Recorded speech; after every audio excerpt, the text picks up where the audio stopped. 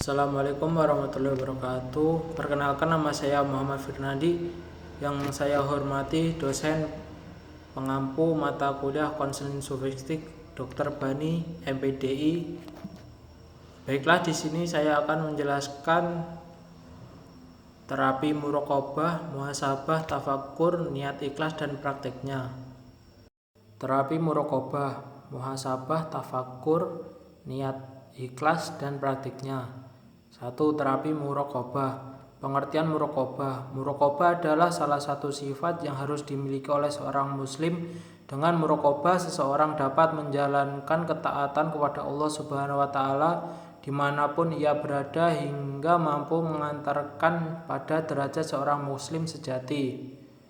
Secara bahasa, muraqabah berasal dari kata raqabah yang berarti memperhatikan atau melihat. Muraqabah berarti jagaan atau pengancaman. Mencerminkan adalah pengawasan dan pemantauan Allah terhadap dirinya.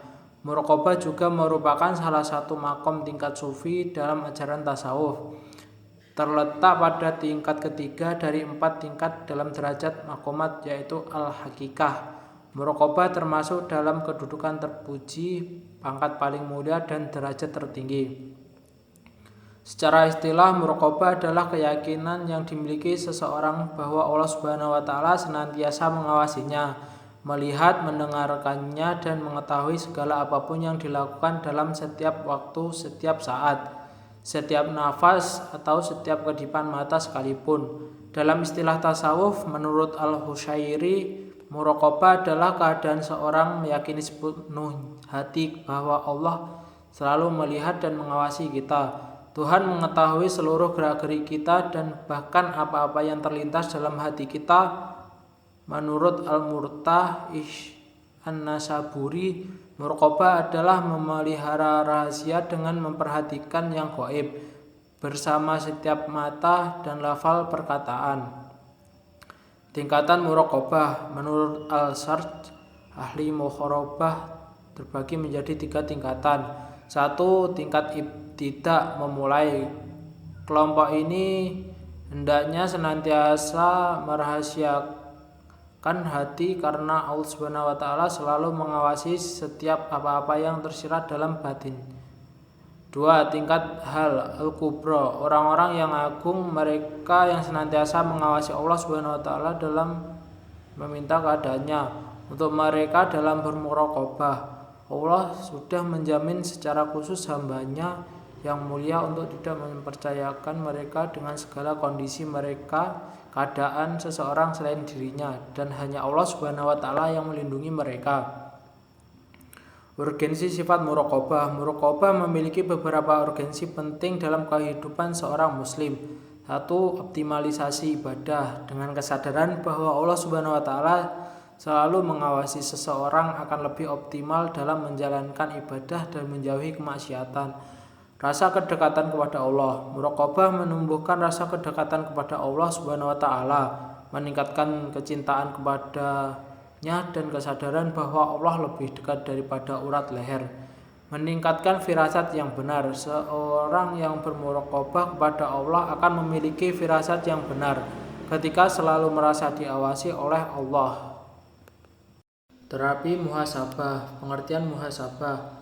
Muhasabah adalah perbuatan yang memperhatikan hal-hal baik dan buruk yang telah diperbuat oleh individu, termasuk niat dan tujuan suatu perbuatan. Secara etimologi, muhasabah berasal dari kata hasabah, yuhasibu, muhasabah, yang berarti menghitung, mengevaluasi, mengoreksi, dan introspeksi. Manfaat muhasabah. Muhasabah memiliki beberapa manfaat. 1. Mengetahui aib sendiri. Mengetahui kekurangan diri membuat individu untuk melakukan kebaikan dalam menutupi kekurangannya. Kesempatan memperbaiki pergaulan. Dengan mengetahui aib sendiri, seseorang memiliki kesempatan untuk memperbaiki hubungan dengan Allah dan sesama manusia. Macam-macam muhasabah. Menurut Ibnu Qayyim, muhasabah terbagi menjadi 2 macam. 1. Muhasabah diri sebelum melakukan sesuatu dilakukan dengan memperhatikan niat dan tujuan sebelum melakukan suatu hal. 2. Muhasabah diri setelah melakukan sesuatu terbagi menjadi 3 macam. Muhasabah diri dalam hal ketaatan yang masih kurang sempurna, muhasabah diri dalam perbuatan yang lebih baik ditinggalkan daripada dilakukan, muhasabah diri dalam pekerjaan yang mubah. Waktu terbaik untuk muhasabah. Beberapa waktu terbaik untuk muhasabah adalah: 1. Pada malam hari, berdiam diri sesaat sebelum tidur. 2. Antara subuh dan duha, 1 jam di antara waktu subuh dan duha. 3. Setelah sholat fardu, sebelum dan sesudah zikir setelah sholat fardu.